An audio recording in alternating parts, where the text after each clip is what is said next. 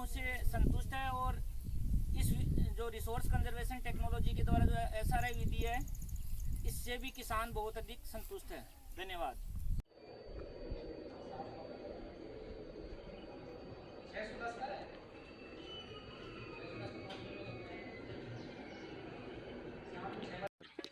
कृषि विज्ञान केंद्र द्वारा वर्ष 2019 में डांग क्षेत्र के ग्राम धांधुरेत को किसान आय दुगनी और DBT प्रोजेक्ट के तहत इसको गोद लिया। साथ ही वाटरशेड ऑर्गेनाइजेशन ट्रस्ट के साथ सामंजस्य स्थापित किया। तो वाटरशेड दोनों विभागों ने मिलकर एक कार्य योजना तैयार की, कैसे यहाँ के किसानों का जीवन स्तर ऊपर उठाया जाए और इन किसानों की आय दुगनी की जाए।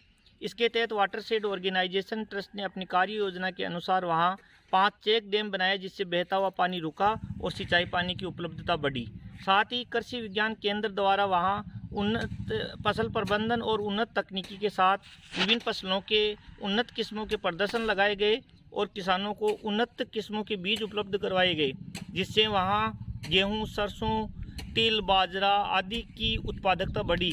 साथ ही वहाँ के लोग जो चावल की छिड़कवा विधि के द्वारा खेती करते थे और वहाँ 2 से 3 क्विंटल वहाँ जहाँ चावल की प्रति बीघा पैदावार होती थी, तो वहाँ SRI विधि लाइनों में चावल को बोया गया, जिससे वहाँ चावल की उत्पादकता बढ़ी और वहाँ चावल की उत्पादकता 2-3 क्विंटल से प्रति बीघा से लगभग 8 से 9 क्विंटल प्रति बीघा पहुँच गई। इसके साथ ही कृषि विज्ञान केंद्र के अन्य वैज्ञानिकों ने जैसे पशुपालन के लिए वहाँ कैंप आयोजित किए गए, साथ ही टीकाकरण करवाया गया और कृषि विज्ञान केंद्र के द्वारा विभिन्न योजनाओं के तहत वहाँ उन्नत नस्ल के बकरे और भैंसें उपलब्ध करवाए गए, ताकि जिससे बकरियों और भैंसों की नस्लों में सुधार हुआ।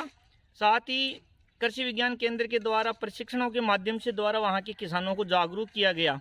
इसके साथ ही DBT प्रोजेक्ट के तहत वहाँ पर एक चावल प्रसंस्करण इकाई लगाई गई, जिससे वहाँ के लोग जो उत्पादित चावल है उसको छीलकर और अच्छे दामों में उसको बेच सकें।